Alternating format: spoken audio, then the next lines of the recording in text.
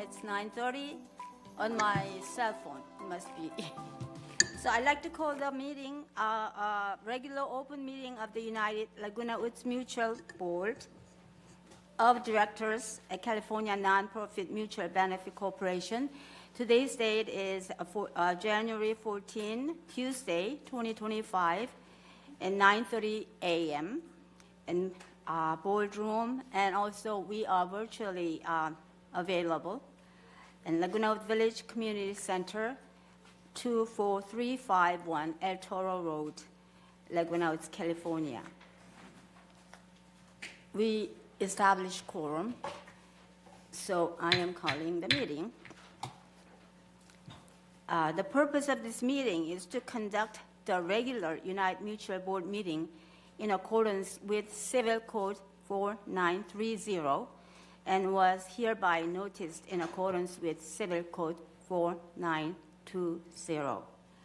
So we will have a pledge of allegiance to the flag by Director Prater is not here. Is there any volunteer to do it? Tom? Okay, thank you very much. You join me? I pledge allegiance to the flag of the United States of America and to the republic for which it stands, one nation, under God, indivisible, with liberty and justice for all. Thank you. Is there any media to be recognized this time? No. Okay. We are on TV6, right? And also we are being recorded by Granicus, and Zoom is available.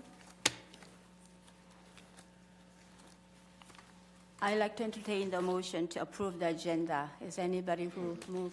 Okay, thank you. To approve the agenda. Any second? Okay. Maggie moved and Nancy seconded. Any objection? No objection, so approved. Next item on the agenda is approval of meeting minutes, December 9 and December 10, December 26. Is there any objection to approve as presented? Yes? Madam Chair, I have a problem with the minutes for December the 10th. It does not properly reflect what happened at the meeting. Okay. Is there any correction that you suggest? Well, yeah, there's total omission here.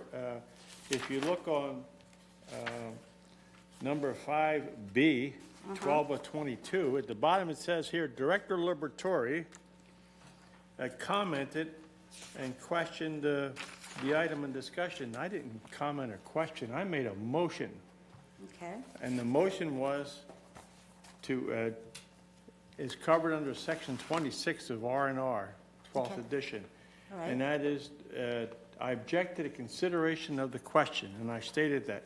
That's not reflected in any way in these minutes, so I can't approve these minutes. Okay, so how would you like to prove it? Well, it has to be redone. If you go back and look at the video, Okay. it's very clear that there Okay. were, and not only that, but after I made that motion, and if you read Section 26, you interrupt, there's no debate, Okay. there's no discussion, and it should go right to a vote. But a discussion was allowed, Okay. and that's, it just totally, was totally wrong, and it's not in any way held in these minutes. It just says I made a comment. I didn't make a comment. I made a motion. Okay.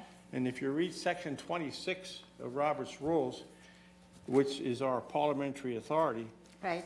a question was raised. I objected to the consideration of the question.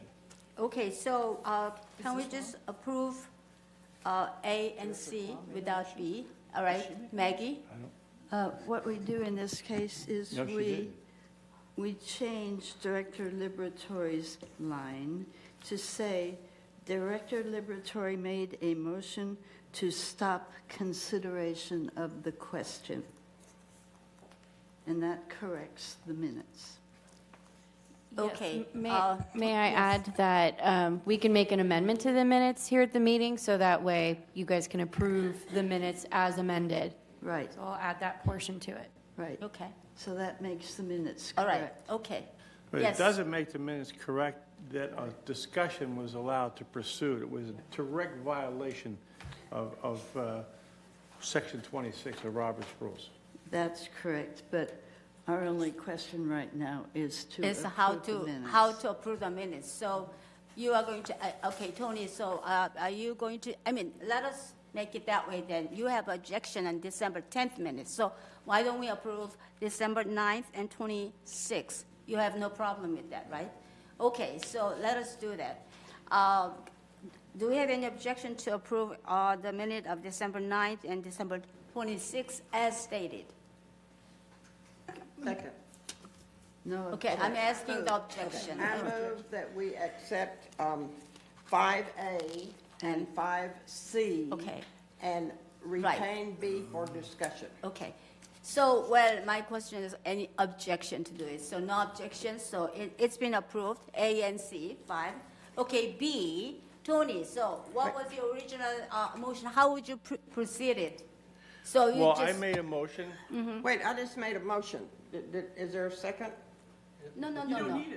I I make- already asked no objection. Is there any objections? And no objections, so unanimously approved. So there was already a Yeah, motion right. made that we accept A and C, and I missed saying. Right. Okay, Okay. thank you. All right, Tony, so go ahead. Well,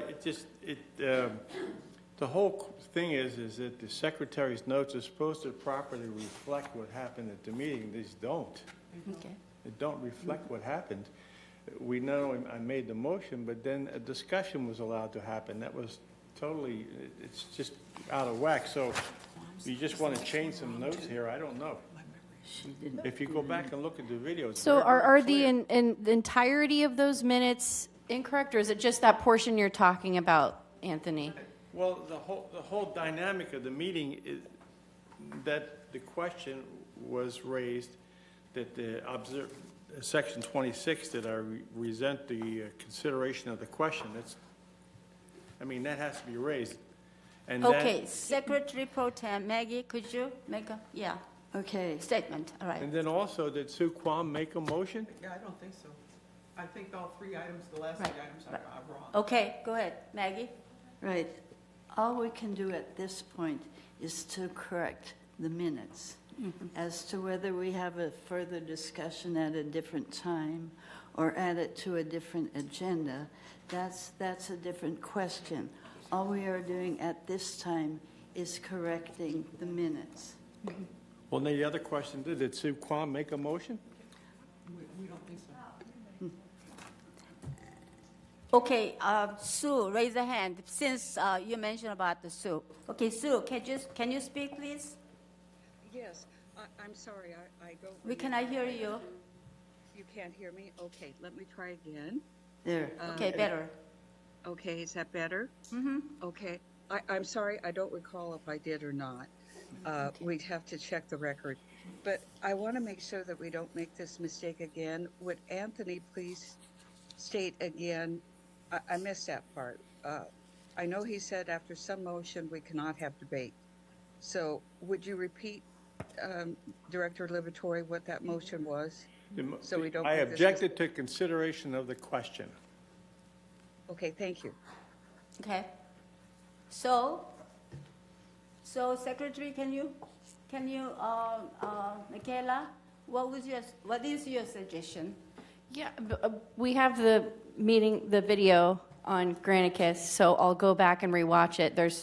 And revise the minutes based on the video. All right.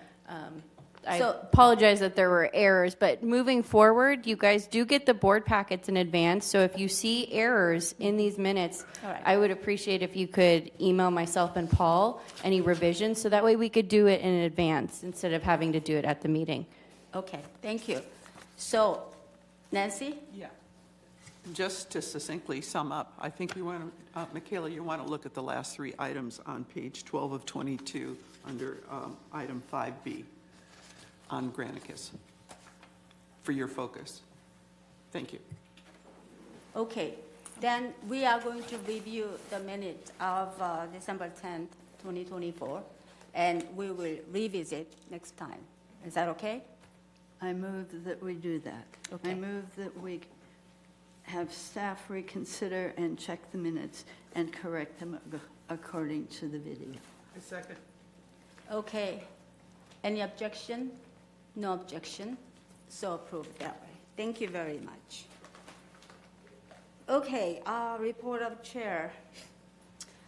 Well, Santa Ana winds are said to cause such a critical fire conditions over the last few weeks, and even we're expecting more across part of Los Angeles area. And this terrible situation all over the places, and we have so much concern as we acknowledge the profound impact of this devastating Los Angeles County fires on countless individuals and communities out through remaining with all those affected during the challenging time. We also express our deepest gratitude to the first responders, firefighters, law enforcement, and medical professionals who continue to work tirelessly to protect lives and property. And this serves as an important reminder for village residents to stay informed about local fires, events, or ensure they are prepared for any potential emergencies. I believe there will be some direct direction from the CEO and our VMS staff person also. And the first week that Santa Ana winds really began to blow very, very strongly during the nighttime, we witnessed some of the, fallen trees around our areas. So and we got reported, and minor some the property damage, but fortunately, thankfully, that we did not have many, major disaster, and I think they are all being controlled. So I believe the Siobhan is going to give us some more reports on that. But during the town hall meeting last Friday, there were a lot of concerns, and many residents came over. Good attended audience and speakers in the room, and they share their concerns and their suggestions and etc. Not only that our had fire issues, so on, we also share some security concerns. There are so many incidents recently. The strange people come in our area. Apparently, they are not our residents and do some harms. And I know that some of our members are here to speak through our open forum today. So we need to be really vigilant and watch around, and if you see something, report. And also, we are going to talk as board members with the VMS staff and our security officers and try to take care of the issues as much as we can. Village Breeze magazine came up in January and February issue, and I've gone through it. On Friday it came out, so it must be delivered in your mailboxes, so please pick it up and read all the articles. They are very, very excellent. But one thing that I really ask your attention is the portion of the United Board of Directors section. And it's kind of lengthy article which is compiled by myself with the help of our finance department. We talk about the reason why. We have been communicating over and over. However, still, some of our members are concerned about our increase of assessment fees this year. And no one is happy, but it was very inevitable. So this article really summarizes details why we need to do it, and also This year, our priority is maintaining our fiscal accountability and transparency, so on, how residents could be the part of it. And we summarized whole year schedule of financial matters such as audit process and budget process, so on. So please read the article, and I got several comments already. That article really summarizes very well, condensed whole thing. So you keep the volume all the time with you. If any resident ask those kind of concerns and questions, you can share yourself or have them to read it, okay? That's one of my suggestions. I believe that's about it. Oh, one more thing.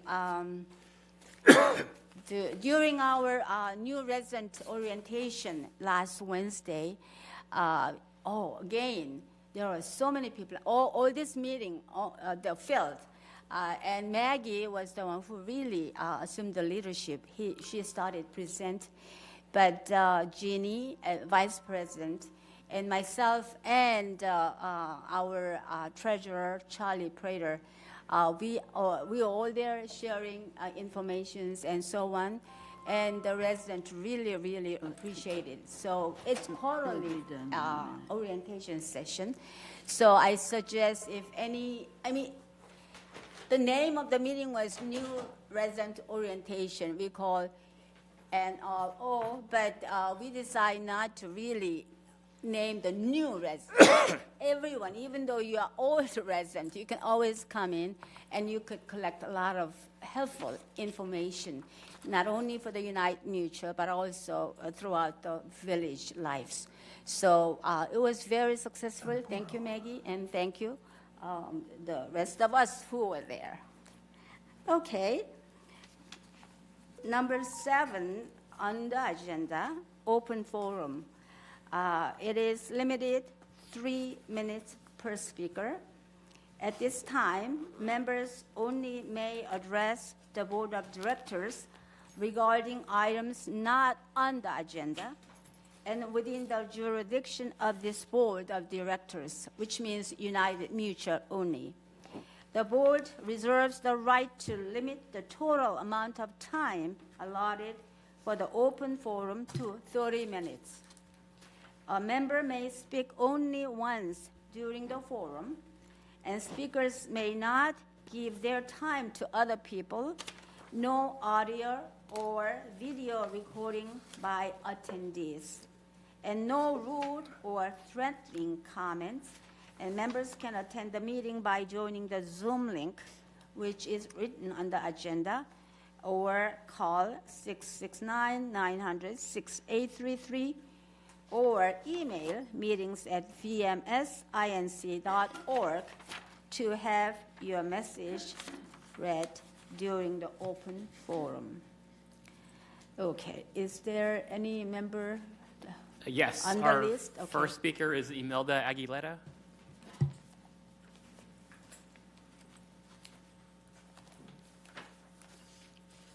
Morning. I appreciate the chance to be here this morning and to. Can you come close to the microphone, please? Yes. Yeah. I'm sorry. It's a privilege for me to be here today. And I want to say Happy New Year to everybody. We've been here, I inherited 529 from my father, who lived here for 40 years. So we're in second generation of paying HOA fees and being involved community members. And in February of 2024, the upstairs tenant's toilet leaked through our roof and contaminated with feces and mold and very disgusting toilet leak, which affected the unit and caused mold to cover all the windows and the leak to come through the ceiling. And it was from February of 2024 till August of 2024 to be remediated. The ceiling to be torn out and the cavity to be cleaned and everything. In that time, I had relocated, and my expenses came to over $16,000 on total loss for me. And I received a letter from AAA who told me that Laguna Woods is the primary, but that they would cover $11,261 of damages that I have receipts for. So that leaves me with a $5,000 deductible that did not get reimbursed by, that has not, that came out of my pocket.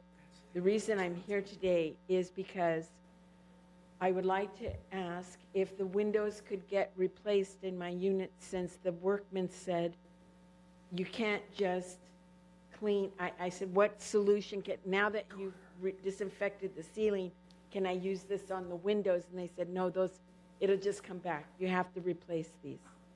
So what I'm asking for is for the board to replace the windows in our unit and make me whole again.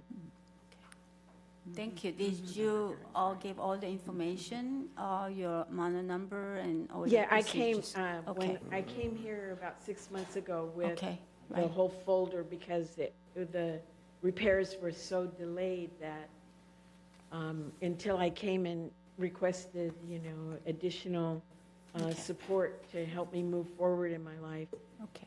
the board stepped right in and resolved the matter that week.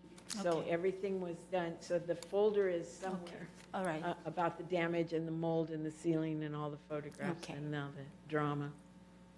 But that's what, I'm just trying to not go. Okay. People said, do you want to sue Laguna Woods? I said, no, I just want Thank to cooperate. and Okay. Thank see you. if I Time's can up, get any and help. Siobhan and she will, follow up and let you know. Okay. Okay, Thank great. you so Thank you, much for coming. Okay, next speaker.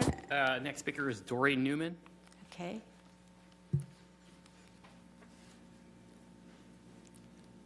Hi, Hello. everyone. Thank you for giving us the opportunity to speak to each of you today. I'm here because there are so many things that do go on in the village that many of us are not aware of, some of us are. And I truly believe that even though we have a great security team here, we need to have somebody or a team supporting them. I truly believe we do need a neighborhood. We have earthquake preparedness, we have other teams. We do need a neighborhood watch, I think, program here where residents can actually, you see something, say something, because so many people are afraid to speak up. We heard this at the town hall meeting last week, and I actually helped start one of the first neighborhood watch programs, which was so successful that then became around the country in the community I used to live in, which is up in the foothills where the fires are burning, unfortunately, now, but was so successful that every community around us started one. Because sometimes security is so spread thin, we don't have enough people to speak up and help in those areas. We all were trained by our sheriff's department, by our own security team, and we also learned, even CPR, which is part of maybe earthquake preparedness or healthcare, but sometimes we do need others to be aware of what's going on around us. We've had an incident in an area where I live twice. One was a few months ago. We had the security, the sheriffs, the helicopters up. The same person came yesterday morning. And how does he get into the Laguna Woods? But the thing is, someone could just walk by and say, oh, he's doing this. He must be a resident. Let's just forget it. We can't forget those things. The first person had a spear in his hand, and he was throwing it at nighttime. That was considered a weapon. Yesterday morning, he had a huge rock in his hand, and he didn't have a spear, but he had a like a 5-foot almost round metal pipe in his hand, and he kept throwing it. We have like a grassy area in front of us. He kept throwing it and running at it. Then he was kicking his heels up and everything. But when he saw me on the phone calling security, I guess he didn't know who I was calling, but I think he suspected it. He disappeared. He ran. But a lot where we live, we're very, very vulnerable to molten, where the horse trails are. And I have learned, too, from even the sheriff's department, that's one of the areas that security really sometimes has to do a lot of patrolling, because that's one of the areas that some of the people do get in.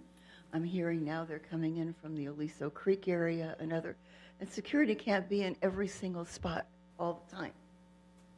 So therefore, I'm asking that if we can start a neighborhood watch program, I would be happy to help start it and, start doing, come up with a training plan. If you would all consider that, not just for me in our area, but for all of Laguna Woods. Thank And you for very all of you. much. Thank So you. thank We you. will consider that. That is very helpful. Thank you. Thank you, Dory. And next person. Next speaker is Miles Pruitt.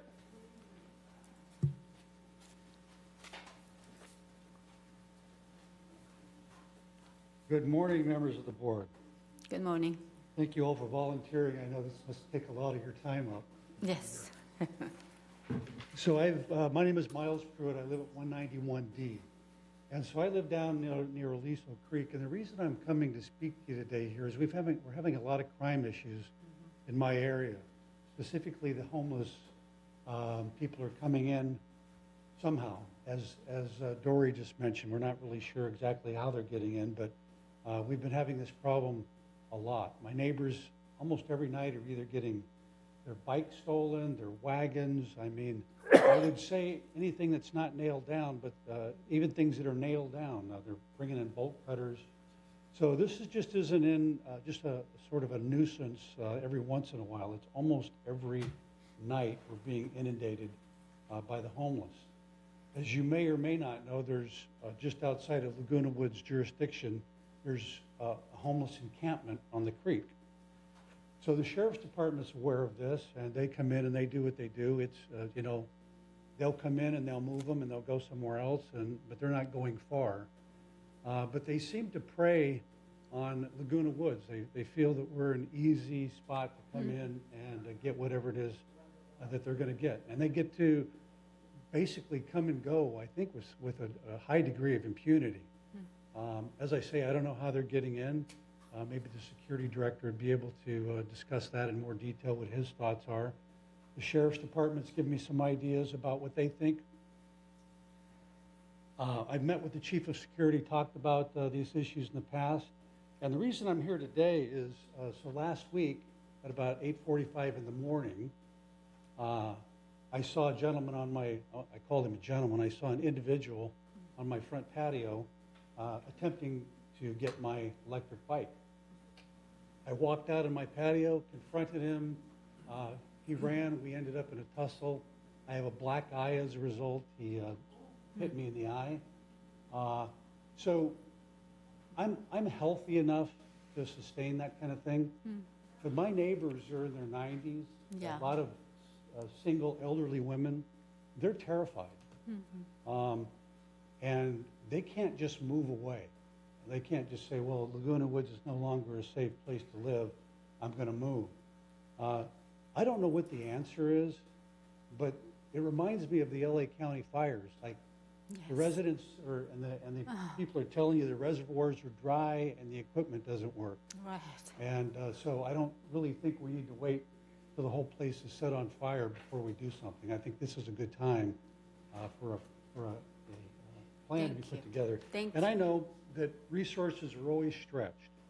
But one of the things, we all come here to be in this safe little bubble, this neighborhood called Laguna Woods. And we all enjoy all the amenities. But we can't enjoy those amenities if the number one priority, which is security, if we feel unsafe. Thank you. Yes, our security department head is here, good thing, and operation officer. So, okay, your time's up, and thank you. Thank we you. will consider it. Thank you very much for sharing your experience. Next speaker is Roberta Burke.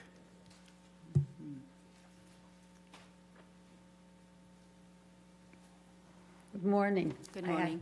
I can see I've been out of whack for too long since COVID, and then my husband was ill, and I am here basically for myself and for the general area that I live in. I think that I could be a good part of any kind of group get together to come up with some solutions. But I hope that you listen carefully to what it is that I am requesting. After living here for 25 years, I have been forced to come here and request the installation of an outdoor light working with all walking lights on the western wall of 933B, a Casa Linda on the creek. It is the very last unit on the Laguna Woods property line, close to the Down Creek gate, that's towards Moulton, that goes across the water, the gate that goes across the water to designate the end of Laguna Woods Village. It has been a very isolated, dark, fairly unknown area to most. There have been very high trees and bushes on 3 sides of the property. One side holding back a dirt slope, one side hiding a runoff that goes into the creek, and the third side hiding the end of the regular creek running as it approaches the gate going across this creek. On the 4th side, many years ago, we created an enclosed patio off our bedroom.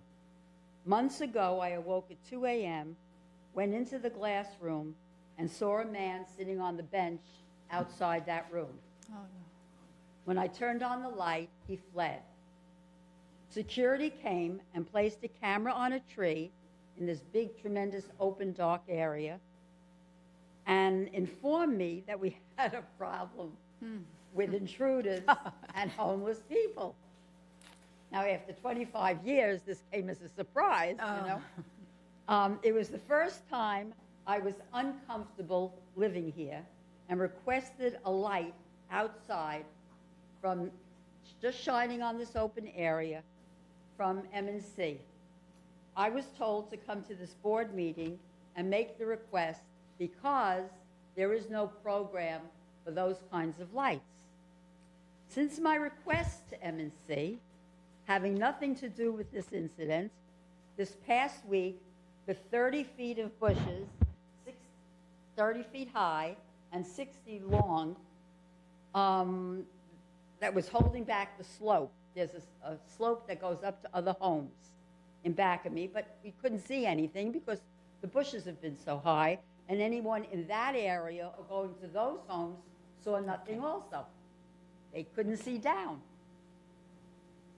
Having all those bushes, 60 feet by 30 feet, have been removed,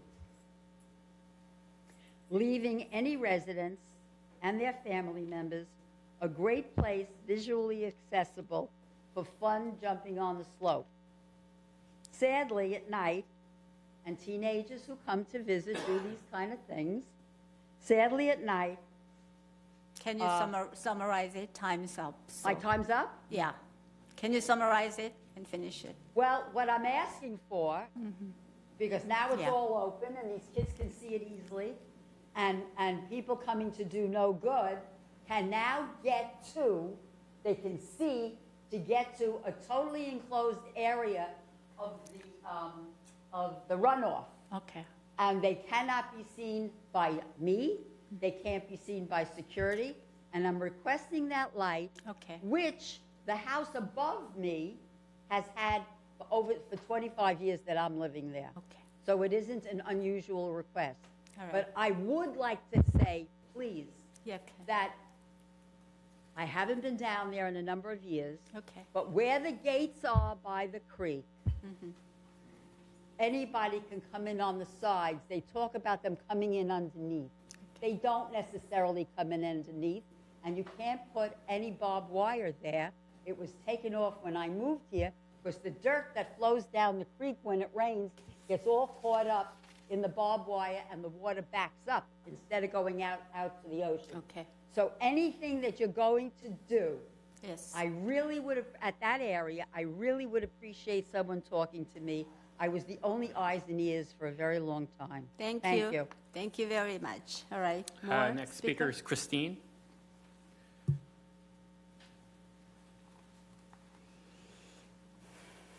Good morning. Hello, good morning. I would like to know where our disaster or evacuation plan is. I went on our website, and our website states that it's a well-rehearsed disaster preparation task force. And when you click any link, it takes you to, oops, wrong page. That's for Emergency Operations Center Activation Guide. Link says oops. And then when you click on the other link, it takes you to club notices. So, you know, because of the fires, I would like to know what the plan is, where it is, so that I can discuss it with some of my older neighbors. We're in a gated community, therefore, if there is a fire, how do we get out? I mean, what do we do and how do we get out? Okay, thank you. All right. Okay? Well, The other yeah. question that I have is, with the fires, is each United building fully insured if it burns down? Okay. We'll give you a response. All right, thank you. Any other question? That's it? Thank you. Okay. We go Yeah. through and then. Right, yeah. Okay. After your, Okay. speech. Also, this was talked about in the last meeting, the pod that is at the 303 building. Right. It's been there for months, and I saw almost 2 accidents. Okay. I know that it's Right. because of a problem, but it's bad. It needs to be taken care of, please. Thank you. Thank you. Okay, any more speakers? Last speaker is Janet Diaz.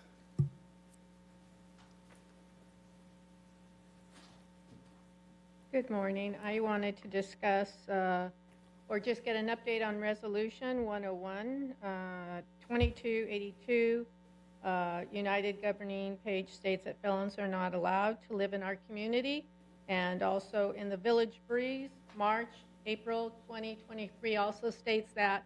But if you go to Megan's Law, it states that we have 11 sex offenders living in Laguna Woods.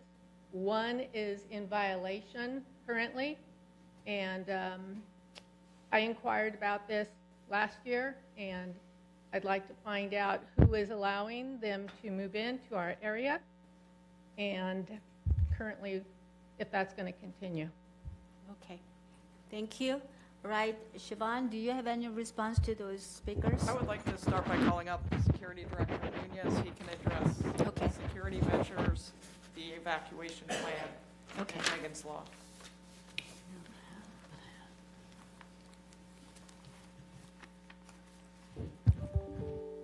Good morning. Good morning. Madam President. Welcome. And members of the board. Yeah, I will tell you that last week when I heard Mr. Pruitt, who actually is a former colleague in law enforcement, so I know he knows better than most, you know, the importance of public safety, and as he stated, he has met with me previously to discuss some of the issues that not only him but his neighbors really that have been dealing with intruders, trespassers coming in to our property, which does happen. That number has been reduced. We keep an active log on that for violations of trespassing. And part of the reason why it has been reduced is because of the development of a relationship that we have with the Sheriff's Department, that where before we would wind up detaining somebody that was a trespasser, they would simply come here and they'd say, well, we are the ones that have to admonish them of trespassing, not you. And they're under this belief, and that we're going to admonish them about trespassing, but they would do nothing with that person and let them go. And it's not until the second time where they've dealt with somebody that had been admonished, by them, would they ever attempt to make an arrest or a citation or do something of an enforcement nature. So when I met with the captain, who is the Chief of Services, Laguna Woods, at the time, it was somebody different. It's now Captain Allday, and brought this up. And I said, truth is we can make a citizen's arrest if we want to do that as security ourselves and detain them, and then you have to by law accept that citizen's arrest. And much like I think Mr. Pruitt Miles was going to do when that guy showed up at his house last week and he attempted to contact that person and detain him, and he took off, and then he went in foot pursuit after the guy, and was probably going to detain him for the sheriff's department to get there and have place him under citizen's arrest, I imagine, or at least try to get him identified, right? But I know that matter is under investigation, and I don't have all the details on that one, but other than what we've been told. But and just so you know, in that case, me and my administrative supervisor, a guy named Aaron Kennedy, a couple months before they had a situation, we walked out and then went across the street from the creek, which is not our property, and really we don't have any jurisdiction, and we're not covered by our insurance to take any enforcement action, out there. But we walked out there because we'd been told there was a homeless encampment, as Mr. Pruitt had told you, on just the other side of the street. So we walked out there, we located it, and then as we located it, we were just making notes on it, and we were going to report that to the sheriff's department. We ran into a gentleman, and so somebody that had been on our property before. So we went ahead and snapped a photograph of him and took his information. Even he had a bicycle with him, and it wasn't necessarily a great-looking bike, but we felt like it probably wasn't his anyways. But we took the serial number down, took a picture of that bike, and then we met with the investigators and told them, hey, this is the guy we believe is coming onto our property. This was him. This is his bike. Well, based on the footage that Mr. Pruitt was able to get from, I believe it was him, from the Ring camera or some sort of surveillance camera, we were able to believe we identified that guy as the same guy. So we went back to the detectives and told them, I said, hey, listen, here's a video of this, and we know who this guy is. It's a guy that you guys actually arrested at least once for warrants and for possession of stolen property, and this is him, and we believe he's the guy that assaulted Mr. Pruitt.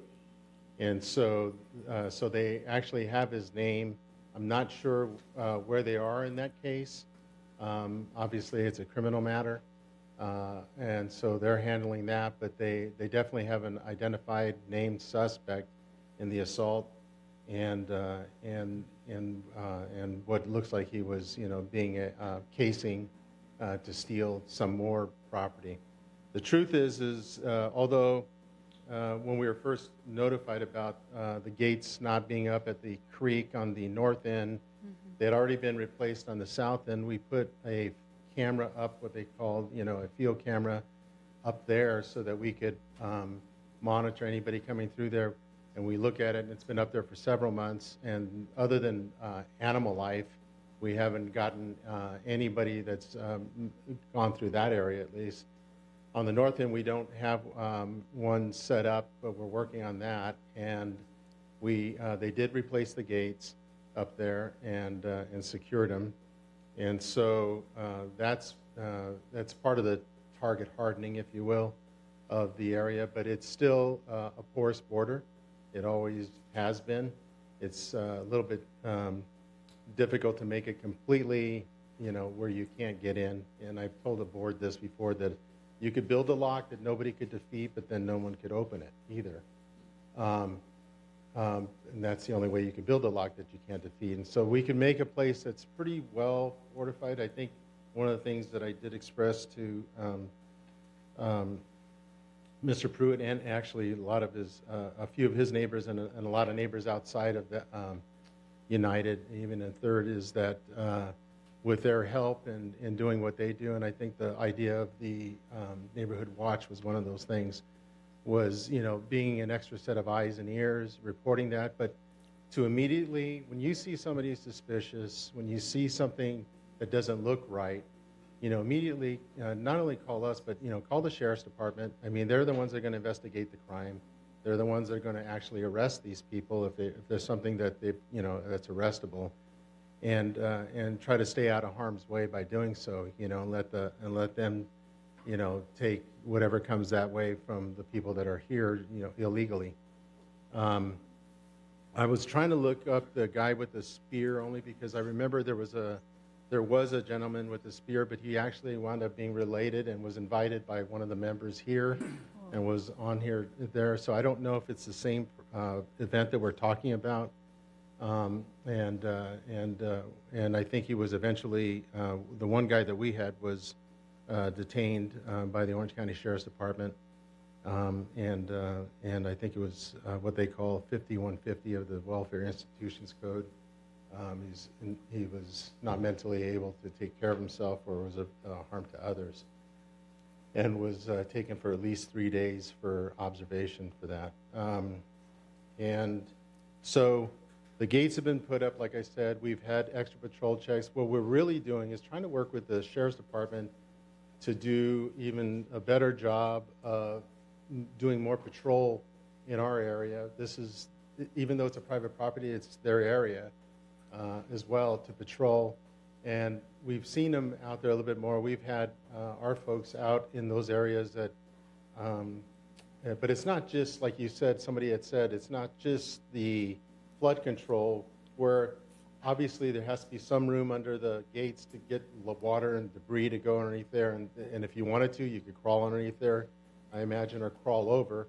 But it's also the side up on the side, because these, it's accessible for our folks. It's accessible to anybody else that would be leaving the property. So we have people up,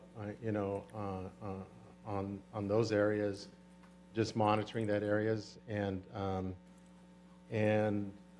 like I said, with whatever it takes for us to do, I think Mr. Pruitt is correct. I mean, it is priority, and we have to treat it like that.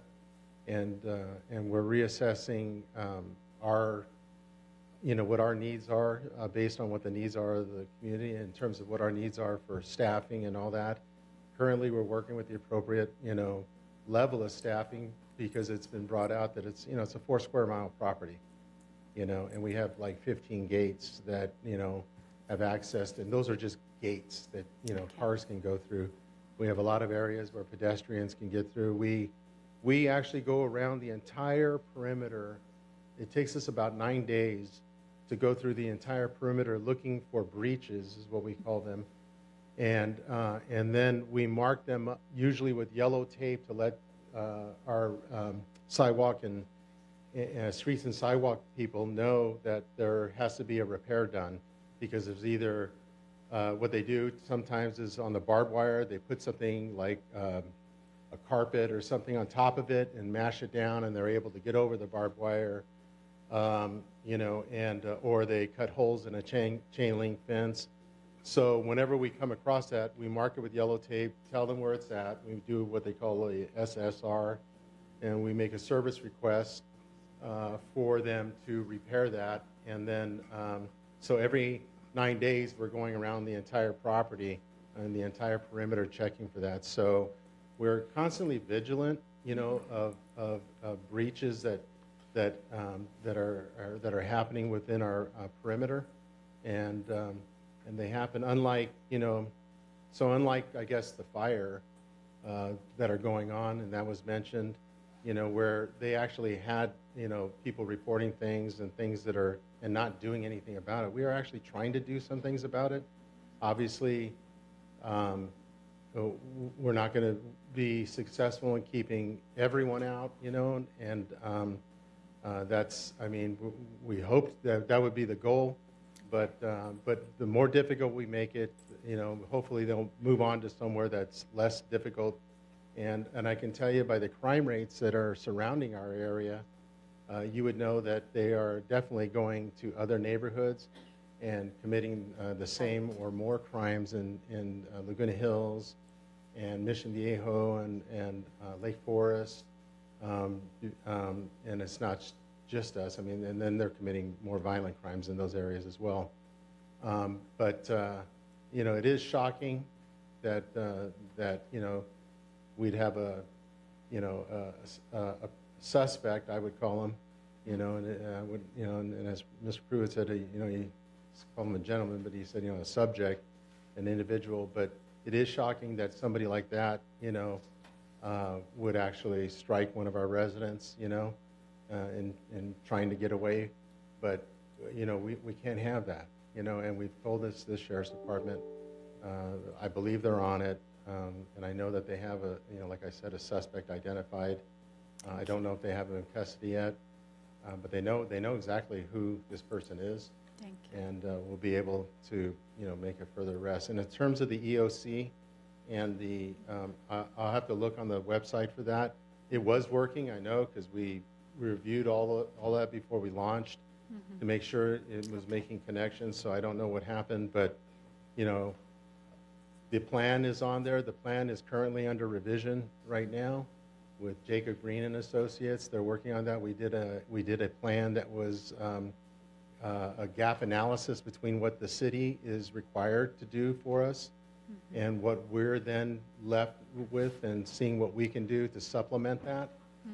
It wasn't to take over the responsibility of our operational area who handles emergency services coordination, but it was certainly to supplement that. And we know that in terms of evacuations, they are actually in charge of evacuations, and they would be contacting us to let us know where the evacuation points would be. And that's a fluid, dynamic situation where we would get that information and then either assist them in helping with making notification to our residents and where to go for those evacuation points. And they change, especially with fires, because they are so like I said, it's a very dynamic situation depending on the winds and where it starts. I had worked the Laguna fires as a police officer back in the 90s, and I can tell you that our emergency operations center, initially our command center, was one place one night, and there was another place the other night, and then we moved it again for a third night, because of the movement of the fires. So those things we wouldn't know until they were going to notify us and tell us what the evacuation plan is for the whole community and the surrounding area. Okay. Thank you. Question? Can I ask him a question? No, not at this time. Yeah, this is just, the comment. Okay, Shiba. I just wanted to respond to the insurance question as well. United has full replacement value policies up to a limit of $225 million, and this is based on modeling for wildfire protection from the insurance broker that we use. Okay. Any more comment?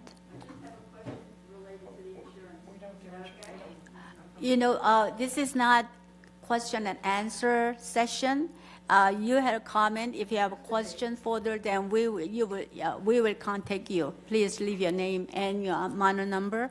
So it's not a question and answer session. The only comment, yes. only thing I would like to add is that we would obviously continue to work with the neighbors on that. And I mentioned this to Mr. Pruitt too, is that all of our neighbors within the community really truly are force multipliers, because we actually had that we notified Laguna Woods, City of Laguna Woods Council about it, and we were advised that's actually Laguna Hills. You need to contact Laguna, Hills City Council and their folks about that. And so I, passed this information on that, because we know that if one person shows us a council meeting when we, that the council hears that, and certainly if there's a group of folks that are saying, hey, this is a bad situation here, you guys need to do something about it. And we would do the same thing as the security department too, is attend those kinds of meetings. And so what we did is we reached out to them behind the scenes and told them that, hey, listen, we're dealing with this situation. We have photographs. The sheriffs know about it. And so we went by there right after the assault occurred on Mr. Pruitt.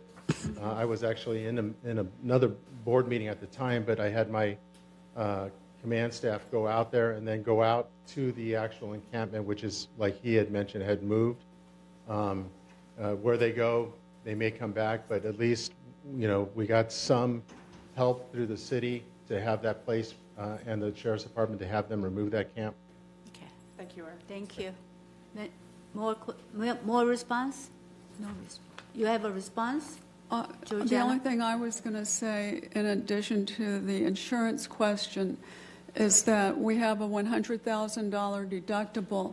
So if you have insurance, some type of insurance on your place, then the reason it's a higher deductible than it was is insurance costs have gone through the roof. So we raised the deductible to $100,000. And so if you're not covered for that amount, you need to correct that with your insurance company.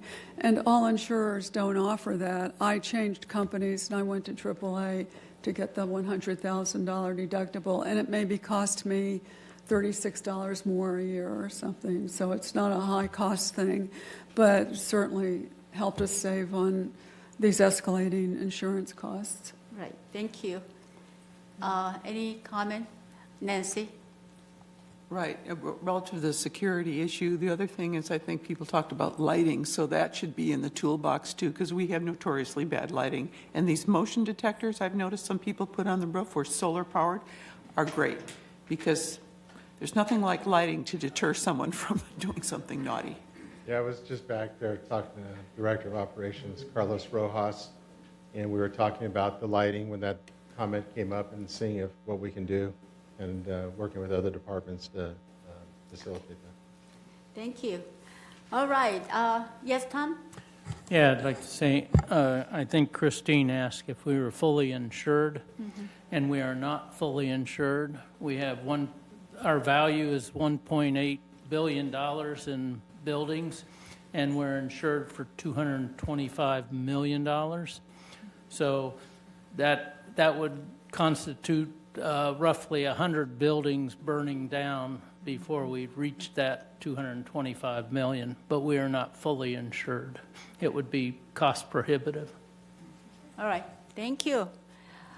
All right, response to past open forum speakers. Director Liberato, do you have a response, please? Thank you, Madam Chair. Yes. Well, first we had a foundation update, and then we went to Paul Dye, Susan Reed from 838A. They spoke about an excavation project and tile replacement building. They were charged with the labor that they had no control over.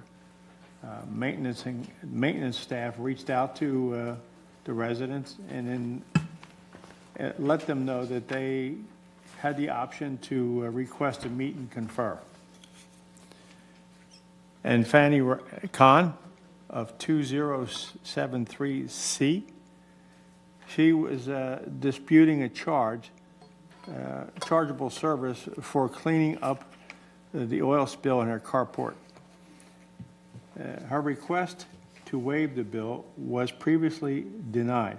However, staff let her know that she can ask for an appeal. Luis Pampuro, 718D, she is disputing a bill regarding a roof leak inspection. Two men came to her place, went to look at the issue, and were told that it was not an HOA responsibility. And staff reached out to her to let her know that she no longer qualifies for an appeal, but she can request a meet and confer. Sharon Ra, I hope I'm pronouncing that right, 795D. Her mother purchased the unit, but put it in her name. And Ms. Ra is upset that her mother has to pay $160 every year annual fee, and she asking to inquire about a waiver.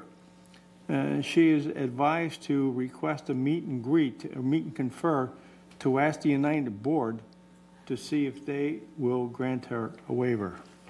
Finally, Claudia Gray, 428A.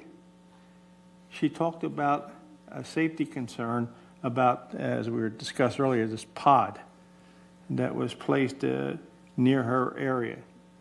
Staff reached out to her, Mrs. Gray, to provide her information with regards to the placement of the pod and the determination that it is not posing any risk to her or hazard. That's the extent of my report, Madam Chair. Thank you very much, Tony. All right, our next item on the agenda is CEO report. Thank you, Honorable President. Before I get into my planned report for this morning, I wanted to update the board on the windstorm and its impacts on United. Fortunately, we fared very well so far in the winds. We attribute this largely to, am I done? Yes, it is, sorry. We attribute this largely to diligent tree maintenance within the mutual. Specifically in United, one tree had to be removed by in-house staff. There was one large fallen tree that was removed by our contractor. There were 9 tree issues which involved hanging branches. The branches were subsequently trimmed and resulted in no property damage. I do want to remind our residents of our Code Red emergency alert system.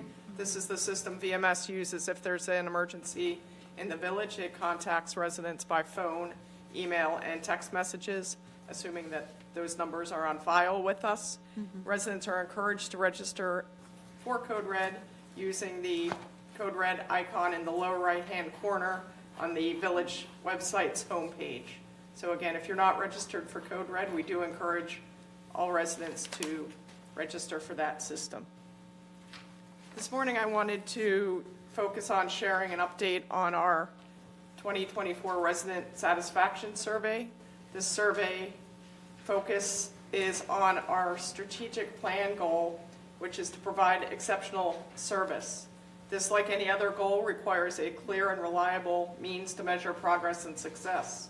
The VMS board formed an ad hoc committee to consider various measurement tools of this goal and recommended conducting a satisfaction survey of our residents. These survey objectives include measuring satisfaction with VMS services, identifying areas for improvement, having a constant, consistent, comparative way to measure results over time. We want to build confidence in the results among residents and staff and enhance alignment of resident expectations and our organizational goals moving forward. The survey period was November 12th to November 30th, 2024. The survey could be completed online or via paper. Paper surveys were available at all of our community facilities, including here in the lobby, the village library, all the clubhouses, and so forth. The survey was promoted by What's Up in the Village, 4 different editions, the Village Breeze in November and December issue, and we received leadership support from GRF, the Housing Mutual presidents, and our club presidents. In terms of response rate, our response rate was 3%, which may have been influenced by the requirement that an ID number be submitted. While this measure ensures survey integrity by confirming residency and preventing duplicate submissions, this may discourage participation due to lack of anonymity. In total, 6.8% of submissions were rejected due to an invalid or missing ID number. This chart shows satisfaction by length of residency. You will see the above average satisfaction score of 3.5 highlights an opportunity for further improvement toward achieving the goal of exceptional service. The survey results provide guidance for targeted efforts, and satisfaction trends based on residency length suggests an opportunity to better engage with our long-term residents. Lower satisfaction levels, if you could go back to the prior slide, please. Lower satisfaction levels among our longer-term residents may stem from evolving expectations or comparisons to previous service standards. On the next slide, please. This chart reflects residents' overall satisfaction by mutual. Residents in all housing mutuals demonstrate similar satisfaction levels. On the next slide, we measure satisfaction by function. Events and sports, leisure, and amenities ranked very high on the left-hand side of the slide. The functional areas in need of improvement on the right-hand side of the slide include building maintenance and landscaping. On the next slide, we show communication satisfaction by mutual. And again, it's pretty consistent across the mutuals. The next slide shows how residents rely on communications here in the village. Residents primarily rely on email, the Village Breeze, and the Laguna Woods Globe for their information. On the next slide, in terms of digital versus paper surveys, out of the 800 paper surveys that were delivered to the various facilities, 76 hard copy surveys were returned. The remainder were done online digitally. And there are little differences in satisfaction levels between those who filled out surveys digitally and the paper respondents, as you'll see on the slide to the right.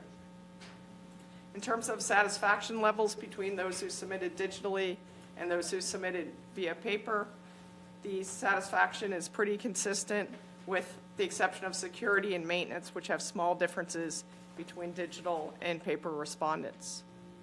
With respect to communication on the next slide, there's little difference between those who submitted digitally and via paper in terms of communication satisfaction. On the next slide, this slide shows, again, how the two different respondent types receive their information here in the village. The key distinction is that paper respondents are less likely to use digital communication channels. In terms of considerations for future surveys, future VMS surveys should focus on maintaining data reliability and providing actionable insights. Recommendations include retaining the ID requirement to ensure data accuracy and prevent duplicate responses, utilizing the hybrid format to balance cost considerations with inclusivity, scheduling surveys earlier in the year to align with strategic and budget planning processes, and determining the best way to reach our non-English speakers. And that concludes my update this morning. I do want to mention that the full survey report is available on the website under the News tab, and it is featured in the current Village Breeze. Thank you. Thank you. Any questions for Siobhan? Tom? Sue Kwam online, I believe. Oh, okay. Sue, do you have a question? Yes, thank you. Could we go back to the slide that listed maintenance, landscape, security, that sort of thing, where the ratings for satisfaction? And is that for United or is it for all of Laguna Woods Village? This is for the whole village, Sue. Yes. Okay, can we go back to that slide and pull it up? Sure, it's about the fourth or fifth slide.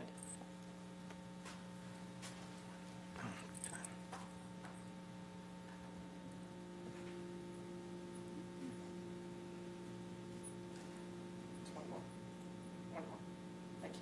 It's on the screen, There, Sue. that's the one. So I'm dismayed that landscaping is at 2.9 and building maintenance and repairs at 3.4.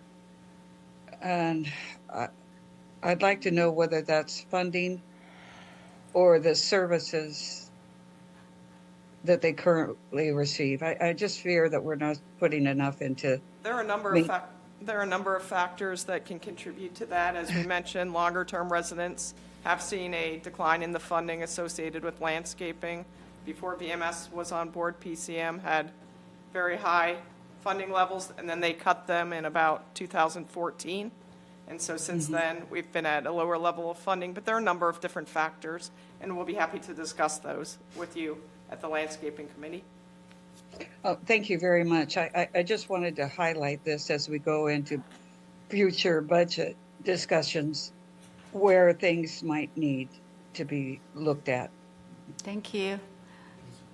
Oh, do you have a question? I would like to make a suggestion too. There's a lack of oversight when we do projects, and that has become, I believe, a very big issue, because if there's no oversight, there's nobody to say, hey, you know, you didn't do this, maybe you should do that. And things happen in this community that are serious, and nobody comes. If you bring in outside contractors, who's watching them? Who's seeing to it that they're doing the job they're supposed to? So I really Okay. believe that oversight is one issue. And another issue, as a very long-term member Well, in this community. thank you very much. This is not answer and That's question and the answer problem. question. So why There don't you you, go. yeah, why don't you write down and No, then I don't and want give to it write that. us? I'm a person and these are people. Okay. And something gets lost. It's like playing telephone. All right. You write it down, they read it, then they tell you. We got I'm the really point. sorry, but it's Maggie? a very big Yes, issue please. today. Maggie? Yes. This is not the time. When is the time, honey? They're not allowing us anymore. Landscaping committee meeting. No. For a specific. Point of thing. order. I'm sorry. Thank you. I'm not We don't talking- take member comments. Point of order. Yes. In the middle of this report. Thank you. Thank you. We're going to go ahead. Thank you. All right. No more question. All right, let's go I had on. a question. Oh, you do? Oh, I'm sorry. I didn't see you. Okay. Okay, with only a 3% response, how much weight do you give this data? We have a whole discussion as to the benefits of a voluntary survey. If you read the report itself, we think it provides beneficial data in as much as we know where we need to improve. We know through the comments that the residents made of various concerns. So we do think it was a valuable effort. And again, and all that how- detail is in that report. Cost of doing this survey? They were minute, only the No cost. cost? The only cost was printing the surveys. I'm sorry, I can't quite hear The you. only cost was printing the surveys. The rest was done by a VMS board member who took it upon himself to correlate and analyze all the data. This is not a criticism. This is just looking forward in the future Okay. for what maybe we can do to help get a greater percentage of response, but being a numbers person, Right. you know, a 3% response Thank doesn't give me a whole lot of confidence in data. And it has to cost, you know, people's time that did it, and, you know, there's a cost. And so if we could And make again- that same cost, produce maybe 50% response, you know, us in the future, if we could do that, I think it would be much more meaningful. Thank you. All right. Maggie, did you have a question or comment? No, I have a statement. Okay. I think people here do not respond. We only get 20% on the ballots for voting for directors. If they think they might be on a list because they respond, they're not going to respond. Or they're too busy. They're happy here, they're busy doing things. But so we can do these things and take a little bit of notice and take a suggestion. But these do not guide how we must work. Because our people are not telling us how we must work. Our maintenance tells us how we must work. Our landscape tells us what we must pay for what service. So a survey is a good point.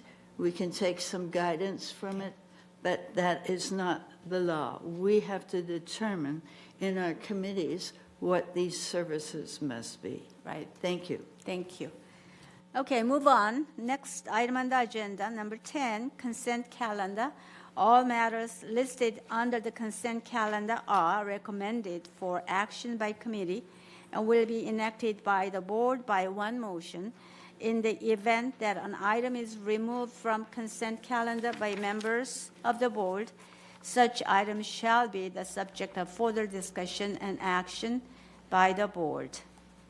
All right, so we have A through 6 items. Is there any motion to abstract any item from the consent calendar? No? Okay, hearing none, the consent calendar is being approved as is. Unfinished business, item number 11. A, entertain a motion to approve United Energy Subcommittee Charter. 11A. Okay, there is a resolution, I believe. So Maggie, can you please read the 11A, page 3 of 6? It's page 3 of 6. Right. Energy Task Force Subcommittee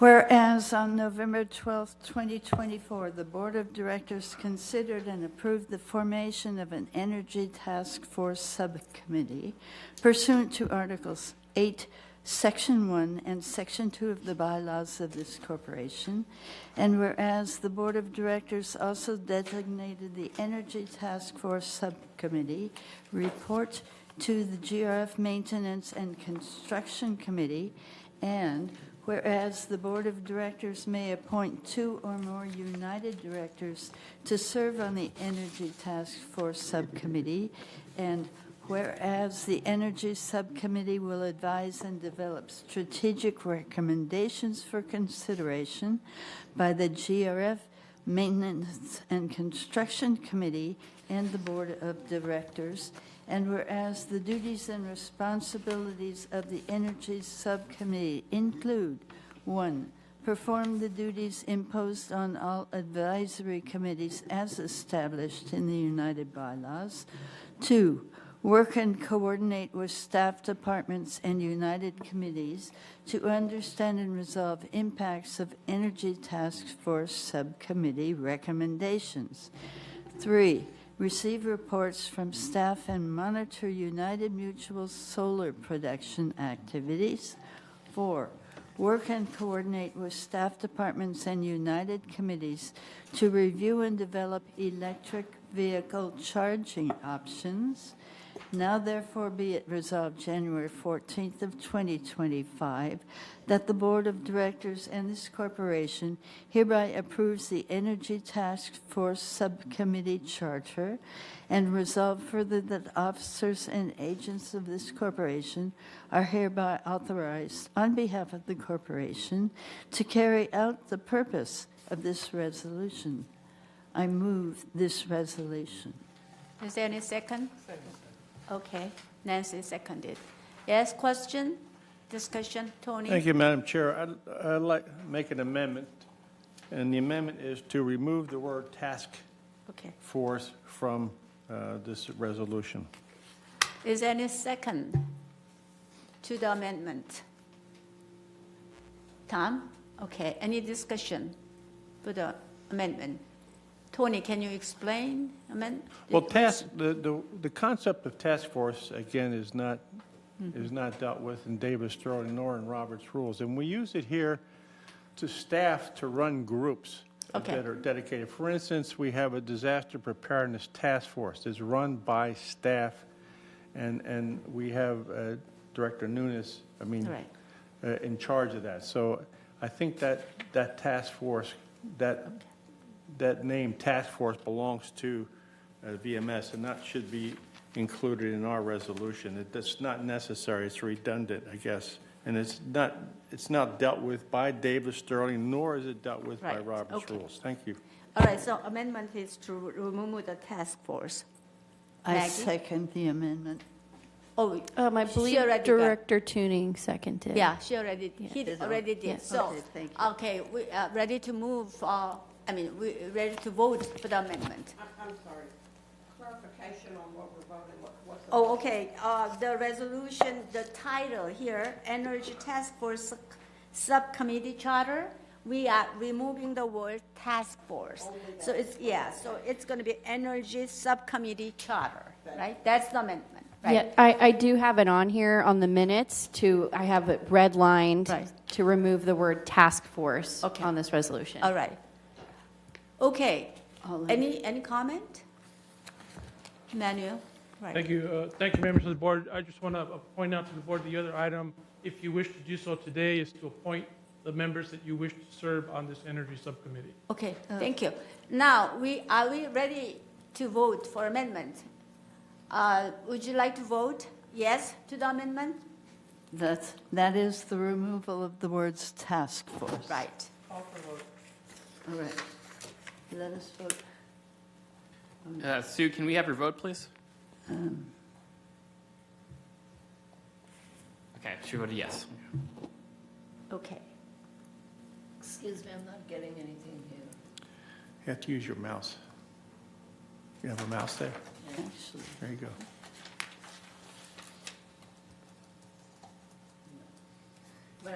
Yes. Yeah, yes, okay. It's been approved. All right, amendment is approved. So we go back to the main motion. Right. Are we ready to vote for approving the resolution 0125 with amendment? Madam President, I have my hand up on that. So would you call on me at some point? Okay, thank you. All right. So did you approve the other one amendment? Right? Yes, I did. Okay, good. All right. Is it okay for me to talk now? No. The motion is on the floor. We are ready to vote for the main motion, all right? So, yes. Yeah, I'd it's like a to- discussion item that Sue wants to discuss Yeah, now. okay, right. So there is a Yes. motion and seconded. So, yes, discussion, Sue. Can you talk? Okay, thank you very much. Well, according to what we have, we can only put the number of advisors as to the number of board representatives.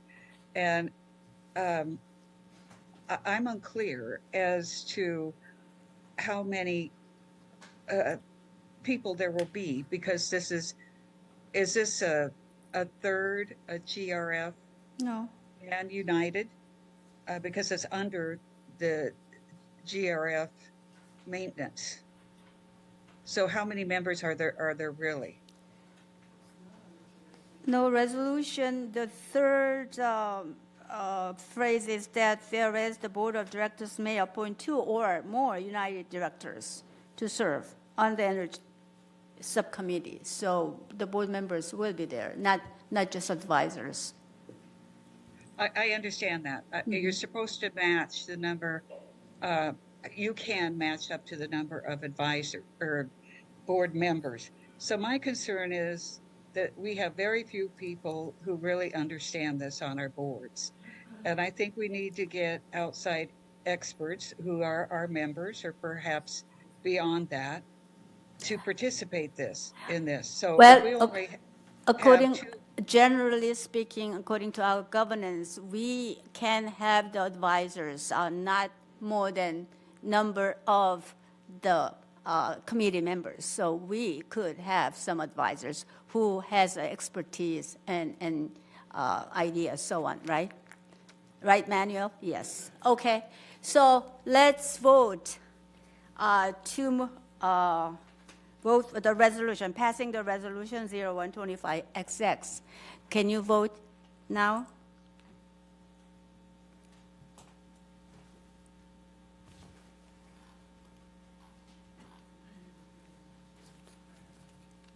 Sue, can we have your vote, please? No. Sue? No? Okay. Sue is no? Okay. All right. 8-1. Oh, Okay. all right. Already on. Vidya voted yes. So 9-1, it's passed. Thank you. So are we ready to recommend the committee members here? That's Manuel's suggestion. What do you think? No. Any volunteers? Okay, if not, yes, Tony? Yes, this solar thing and energy thing really is complicated. Right. And for whatever it's worth, if you need somebody, I'll volunteer for it. Okay, Tony's volunteers. One more person? Tom? I'm just appointing. Tom, right? I'm appointing. Okay. He's smiling, so, okay. Okay.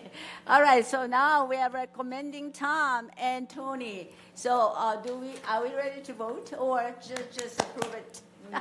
We don't. Right, we don't have to, right.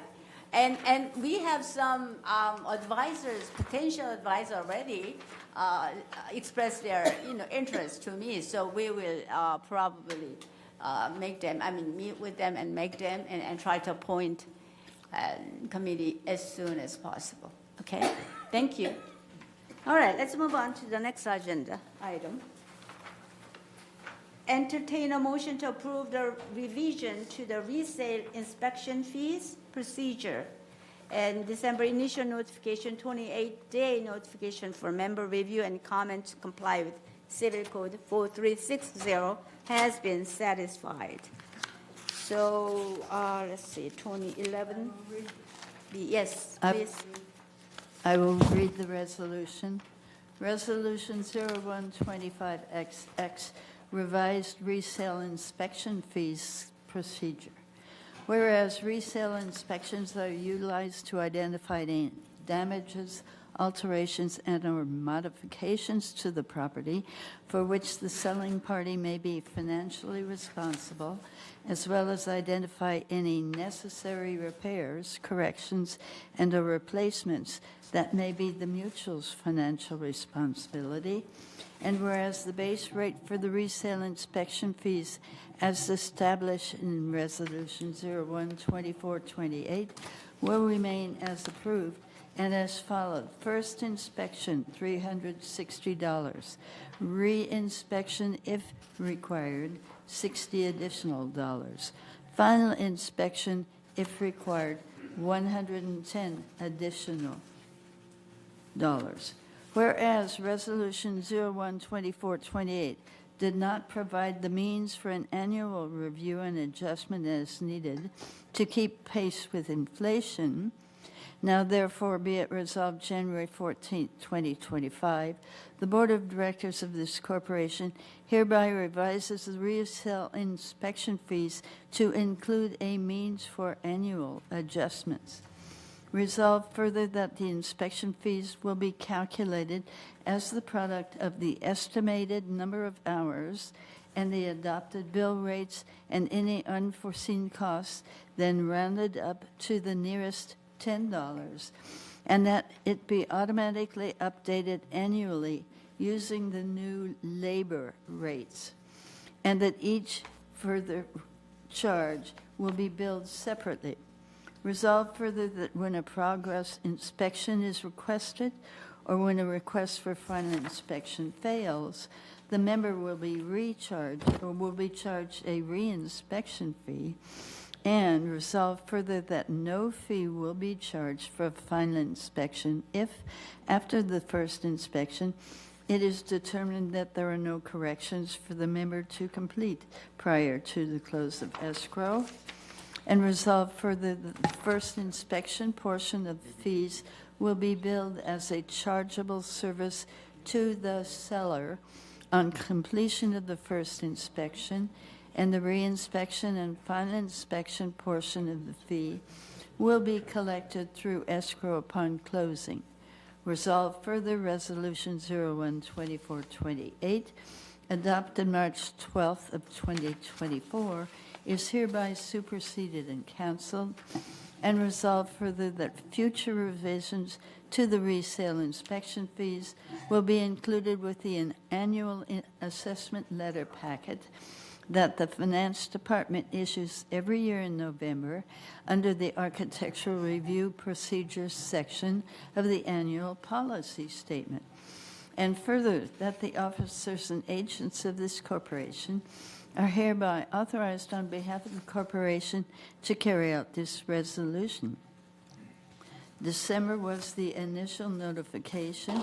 The 28-day notification for member review and comments has been satisfied according to Civil Code 4360. I move this resolution. Any second? Okay, Tom is seconded. Right, should we vote?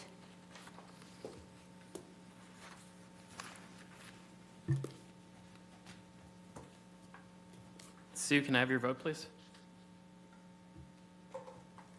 Sue? Yes. Okay. Thank you. Yes. NVIDIA? Yes, okay. It's been passed. Thank you. Right, 11C, disciplinary update report.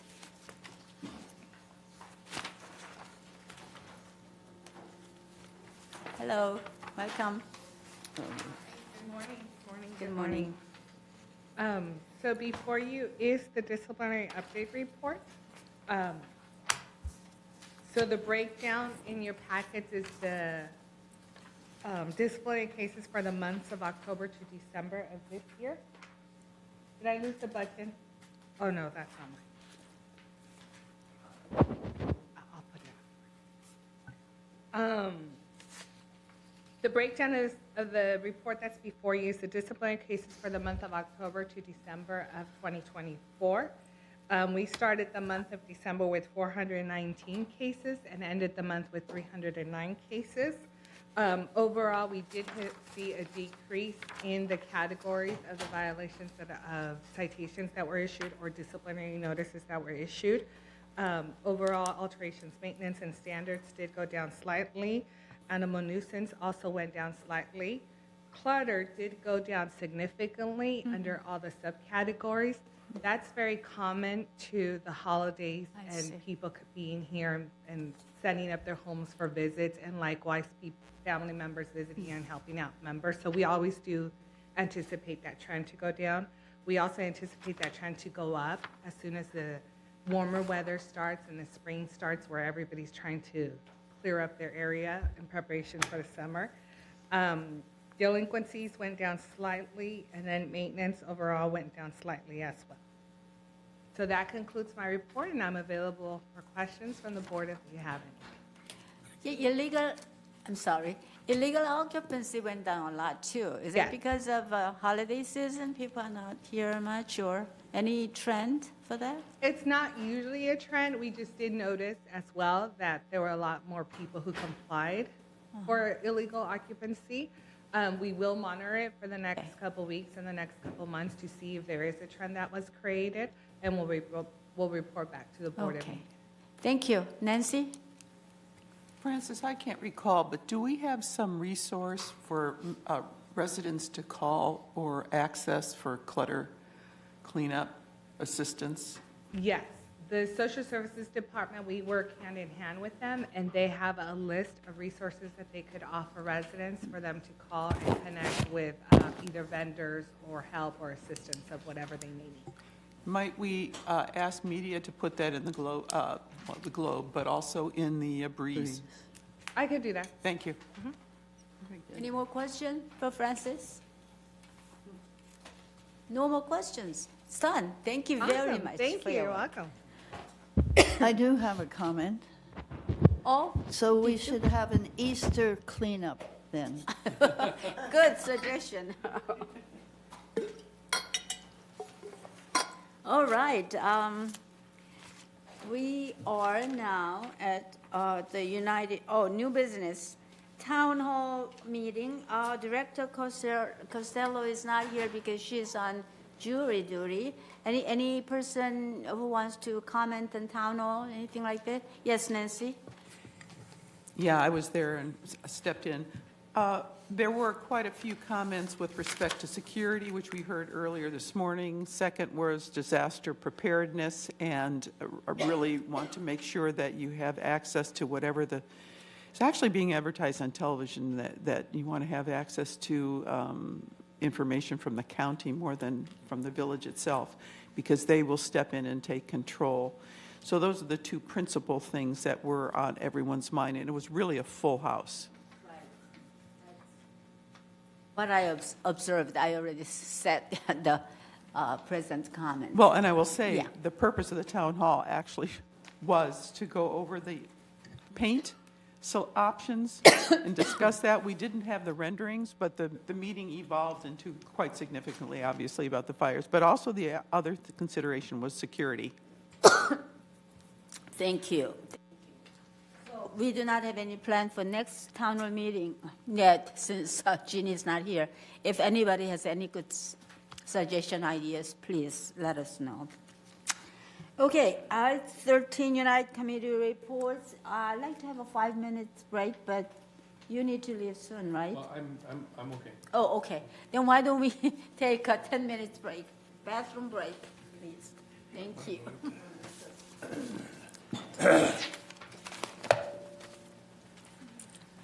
We're in recess. Yes.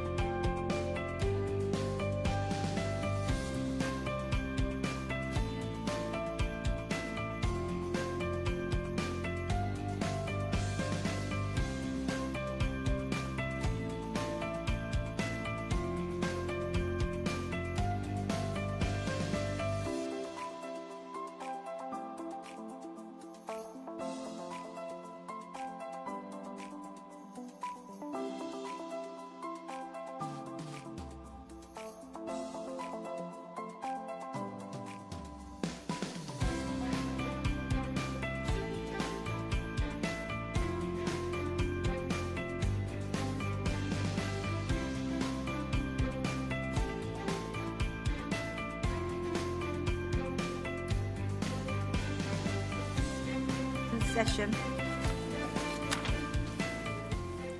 All right, our next agenda is 13, number 13, United Committee Report. A, Report of Finance Committee, and Treasurer's Report. Thank you. Good morning. Mr. Charlie. Thank you, Madam Chair. The financial report, this is for the November 30th ending. There we go. This is the financial report for the November 30th period. Okay, on this slide, we'll start here. Through the reporting period of November 30th, total revenue by United was 50.9 compared with expenses of 51.7. Left this with a deficit of $850,000. Next slide. All right. You know, as we're in finance, we're trying to keep a real eye on the operating portion of the financial results. The operating fund shows a deficit of $370 through the reporting period. This table shows how much of our reserve went into operations, with $23.1 million coming in from assessments and $1.8 from coming in from non-assessment revenue. This compared to operating expenditures of $25.2 million. All right. This slide has the table, takes full income statement and compares these results to the budget. We can see that United ended the period better than 1.1 million compared to any other funds. This slide here, this variance is, if you look back at last month, you'll see there's very little change in this. The employee is the same. Insurance has not changed. We had a little rebate that will be a talking point. Fees and charges for services and residents. We budgeted $4,000 per incident on this, and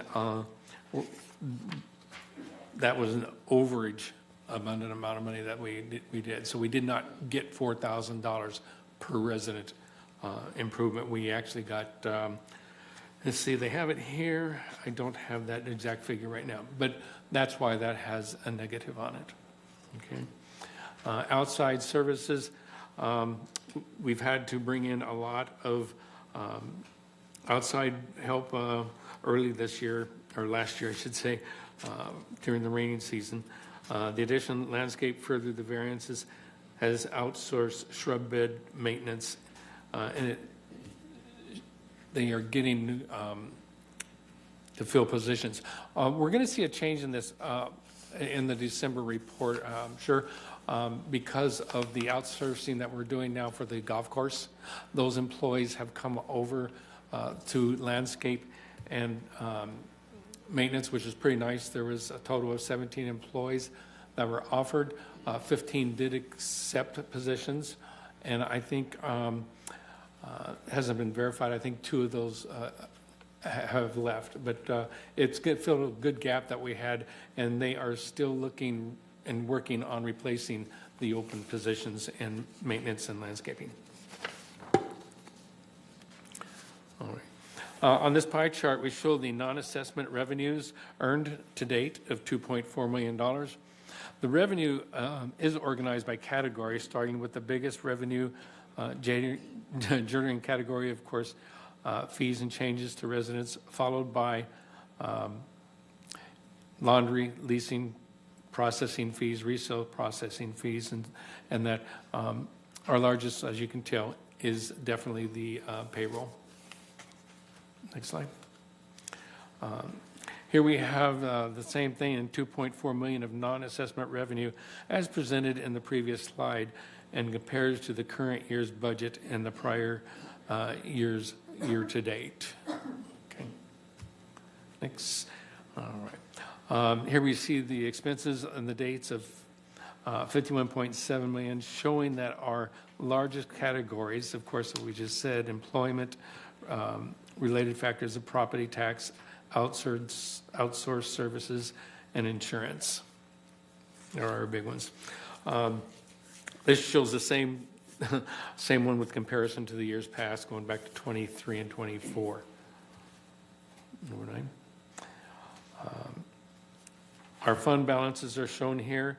The contingency fund balance on November 30th was $587,000. Contributions collected total of $139,000, and while no expenditures have been incurred during this period, a 2023 operating deficit transfer was approved by the board from the contingency fund to the operating fund in the amount of $742,000. The reserve fund balance on November 30th was $14.7 million.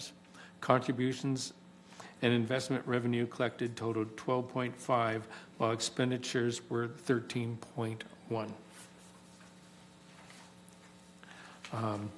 Here again is the same numbers, their comparison, again with the different years.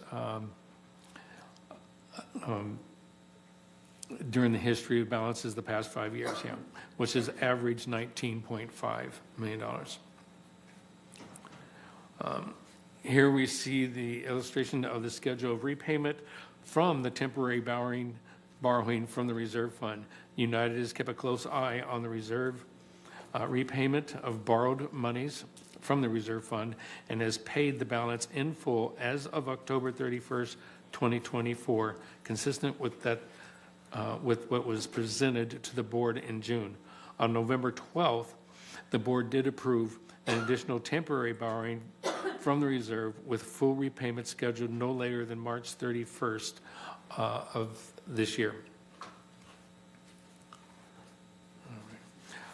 We have a table here that shows the resale history through November. As you can see here, I think it's very interesting. We have sold resales of, where'd it go, 325, which is 11 resales higher than the prior year for the same period. So the average year-to-date, and the average year-to-date price of United Mutual Manor is $394,000, which is $37,000 more than the prior year. Okay. Which are going to the finance. Okay. The Finance Committee did have a meeting on December 4th. It was a good meeting. We had Steve Horvath came and explained a lot of the things that are happening on the finance that we're looking at right now. We're waiting, of course, for the end of year reports, which I think are going to be very, very useful. There are some revenue things that we covered with the Revenue Committee that I think are going to be beneficial to United, and I hope that we can share those as soon as possible. We did approve the recommendation of the $2 million, and that's for operating cost for this period and an ending for the end of the year. And I think they're doing a good job of wrapping up the year. Thank you. Yes. Yes. On page 10 of your slides, Okay. I'd like to ask for my clarification and those of us who need this information. Okay. Would you talk to me about contingency fund and replacement fund? First of all, what is replacement fund? Program for appliances and so on and so forth. I'm not hearing you. That's a fund for replacement of appliances and those items and elements that we, United provides the co-ops for those still in the program. Okay. Yeah, basically So it's a reserve fund. Literally, Yeah. things to be replaced, correct? Right. But, well, Those that actually- are still in the no, program. No. It's reserve fund. I mean, we have 30 years Reserve. reserve, right, so. Okay, yeah. the replacement fund is part of the reserve fund? It's not part of it. It's exactly reserve fund. Okay, well, so what is contingency fund on top of Contingency that? fund is the fund that which is being kind of reserved or saved Yeah. in case of real emergency that is not showing on the budget, anything like that. Okay, so I'm reading this chart correctly in that we have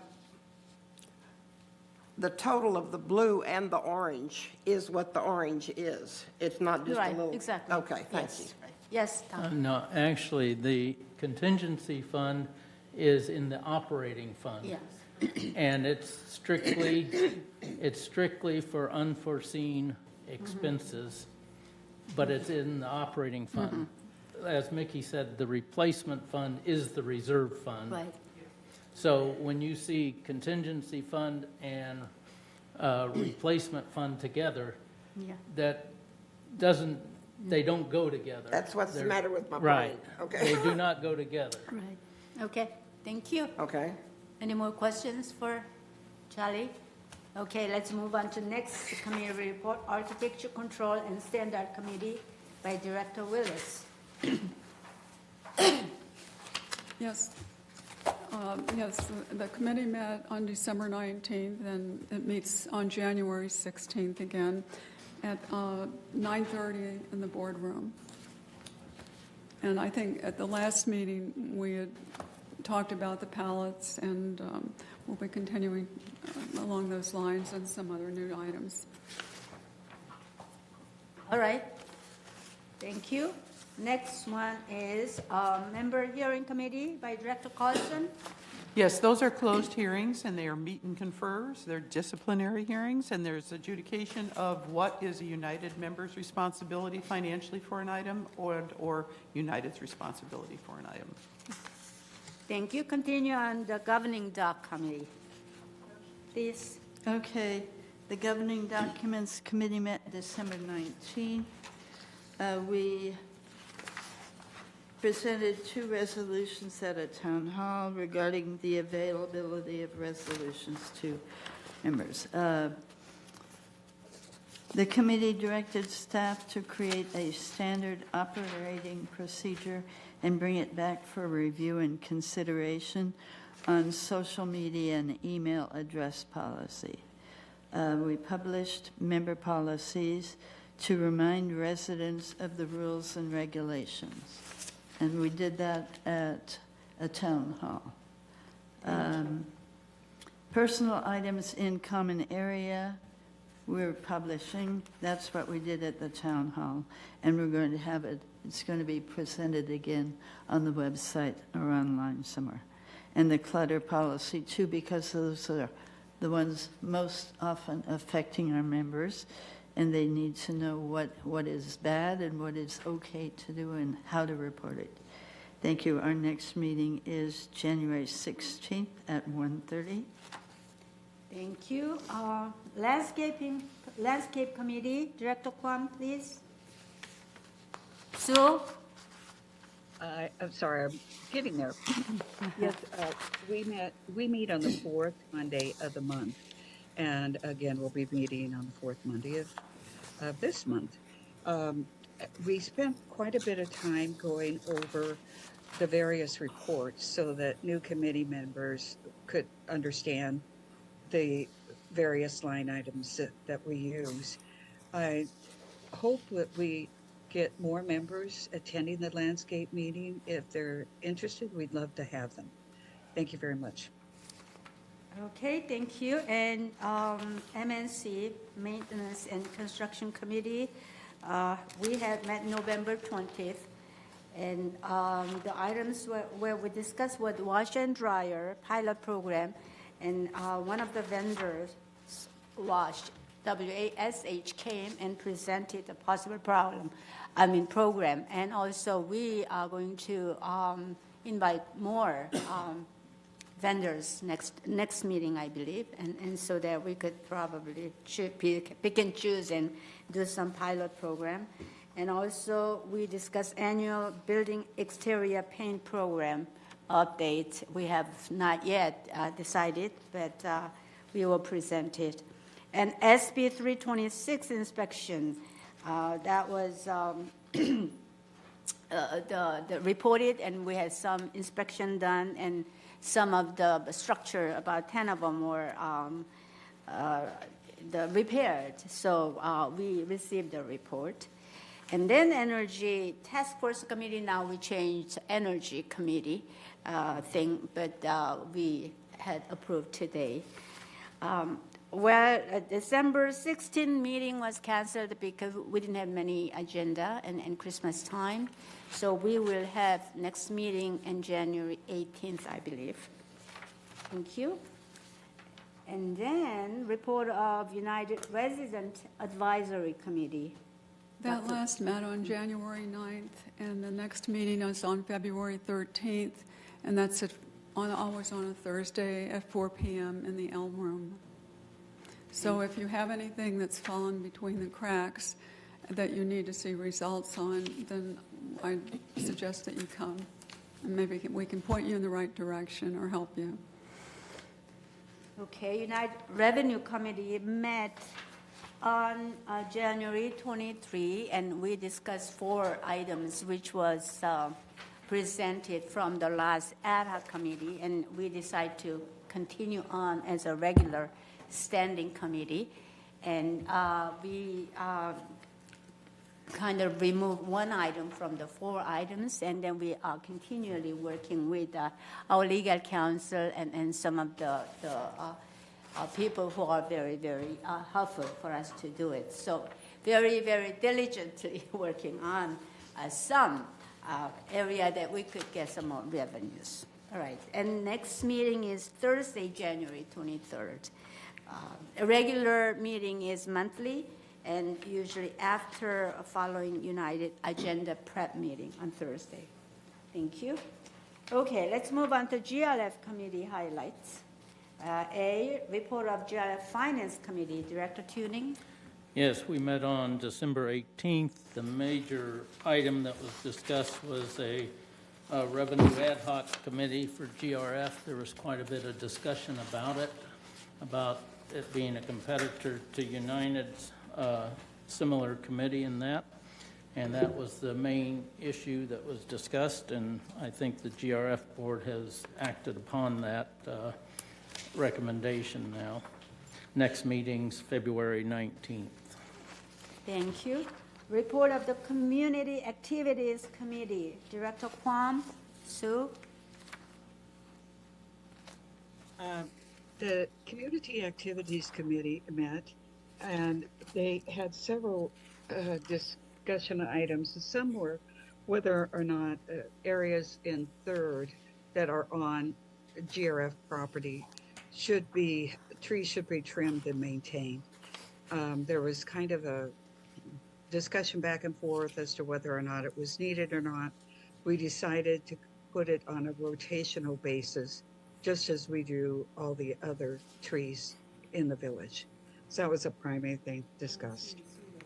Okay, can you continue on GRF Landscape Committee, please? She just did landscape. I think she missed COC. No, CAC she did. About trees? Yeah.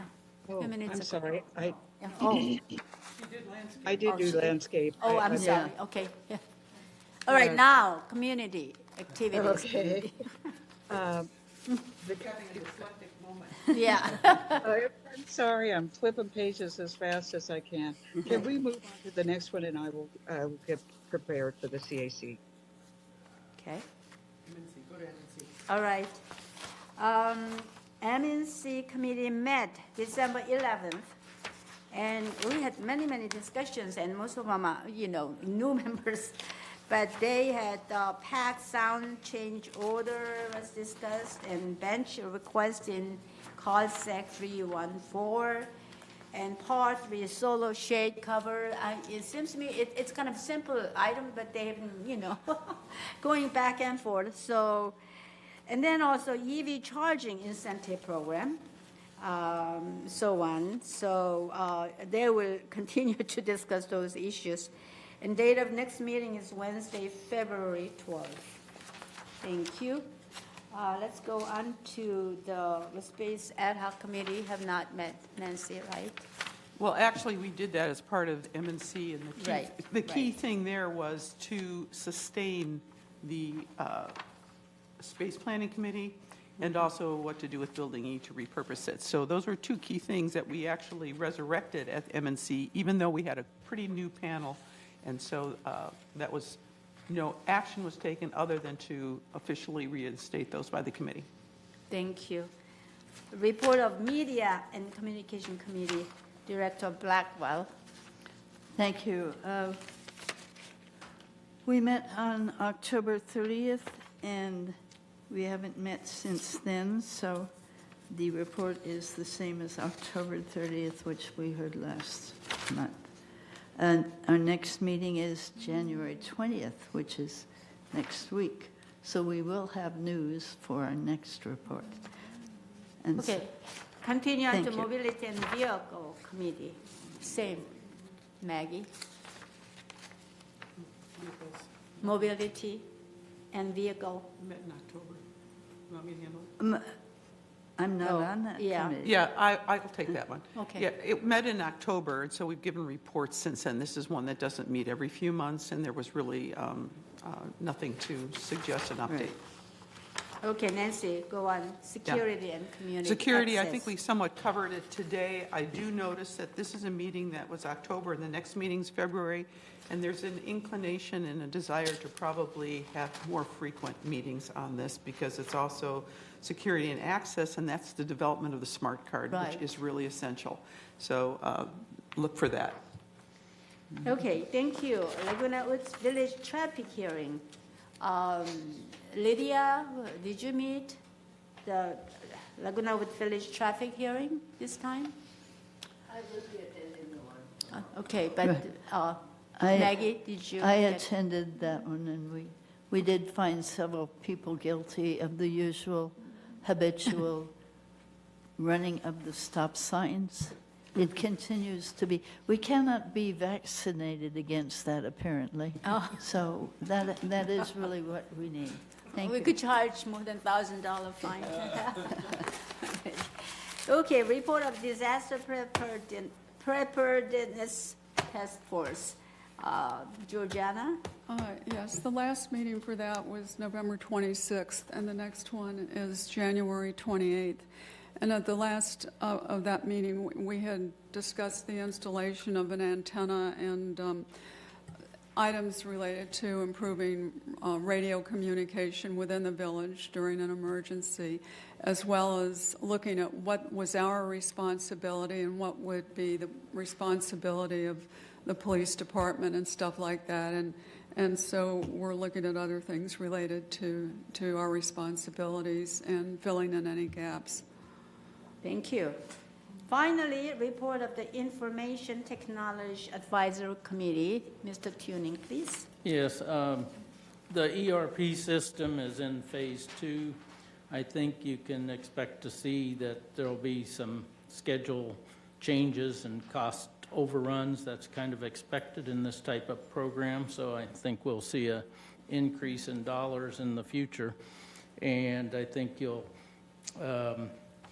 also see that there will be more in-house work instead of outside consultants in order to keep the costs down. You also have a new website out there that's out there you can take a look at, and that's been finished.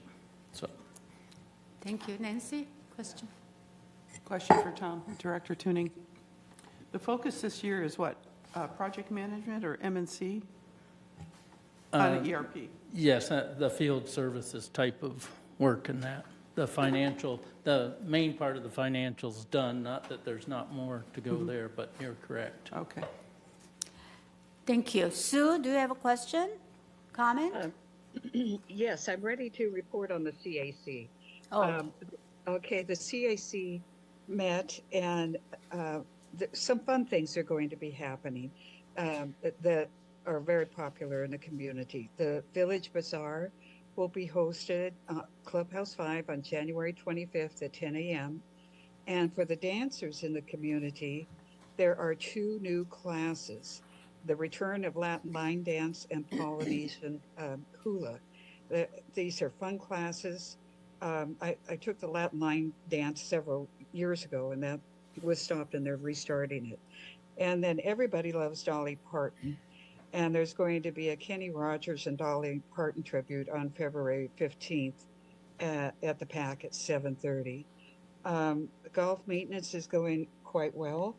And something that was controversial last year, it was relooked at, and that was the donation of cups for Clubhouse One at the Drop-In Lounge by the Korean Club. Those donations were accepted, and we appreciate their efforts on our behalf in purchasing that. The other thing, we met earlier this week, and one of the things that I really liked is that they're starting to ask the GRF committees about their 2026 capital requests. And we get to speak with them before it's just submitted to revenue, and then it comes back to us. So I appreciate that, because last year it seemed to me it was backwards. It went to revenue and then came to us for what we thought was needed. So if you have ideas on capital requests, please let us know. Thank you, Sue. All right, item number 15, future agenda items. All matters listed under future agenda items are resolutions on 28-day public review or items for future board meetings. No action will be taken by the board on this agenda item at this time. The board will take action on these items at a future board meeting. There is none on the list. Is there anybody who has an idea for the future agenda item? No? Okay, let's move on. Director's comment, 2 minutes per director. Is any director's comment? Do you have any comment? Yes, Maggie?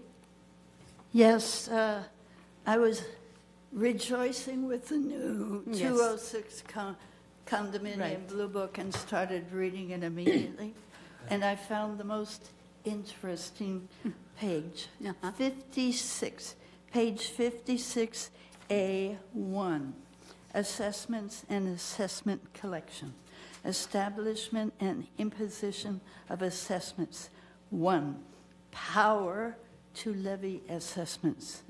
An association is required to levy regular and special assessments sufficient to perform its obligations under the governing documents. It may also impose usage and service fees separate from regular or other types of assessment, as long as the amount of the fee does not exceed the amount necessary to defray the cost for which it is imposed. So this is our power. We are required by law to levy regular and special assessments sufficient to perform our obligations. So we do have the power to do that. The residents don't want us to do that very high or very much, but we must do what we must do to maintain a quality life in United. Thank you. Thank you. Nancy? Ladies and gentlemen and members of the audience, the corollary to that theorem is we are working on revenue for United Yes. so as to help, 1, build reserves, and 2, have funds with which we can resource as opposed to just targeting members for that, and to purposely avoid special assessments. My second comment is, 1, as reminder, I think we've done 2 town halls on this in the last couple of years, on insurance. It's the word of the month. If you haven't applied for HO6 insurance, please do. Not only do you see what's happening in the world around you, the contents of your home are not covered by United or United's insurance. The structure is. Also, people come to member hearings pleading for a meet and confer for us to cover their personal possessions or that which they've caused. Please know that that is also a function of your HO6 insurance. It's really important, if ever, to be vigilant in securing that, and the time is ripe right now before everybody runs out of the state of California, which the insurance commissioner has, I believe, got an executive order where they can't do anything for a year on that. So take advantage of this open window opportunity in these disastrous circumstances. Thank you. Any more comments? Marie? I'd like to expand on Maggie's comment, the part about sufficient to perform our obligations. Therefore, as this board is the decision-making power, we need to focus on not making additional obligations which are not absolutely necessary on the first level to maintain what we have. On the second level, to improve our financial status. That is what you'll be hearing from me repeatedly. Thank you. Charlie? Thank you, Madam Chair, and thank you, the directors, for your comments. I think they're very, very thought through. I just want to, one thing I'd like to do going forward is thank the residents that did show up to the last Friday's town hall. It was a record crowd, and I think that many, many subjects were brought up that we will continue to focus on. One other item that I didn't mention on the Finance Committee, we are now going to meet once a month instead of once every other month. I think it is a priority, so we did talk about that, and we are going to start doing that. Our next meeting is Tuesday, January 28th at 1:30 p.m. Thank you all. Thank you. Any more comments? All right. Thank you very much for watching and visiting. I meant, this is first meeting of the year, January, and I meant to say Happy New Year at the very beginning, but the thing is there are so many things going on, so I didn't want to have a long comment. So everyone, Happy New Year, and even though it is a time of many difficulties around us, let us be vigilant and happy, try to work hard for our safety and better life in this community. Thank you. Now we are moving to have a recess for lunch and reconvene to executive session to discuss the matters, which is given by the Civil Code 4935, and we will reconvene 12:15 something. You can do 12:15, it's fine. Yeah, 12:15. Thank you.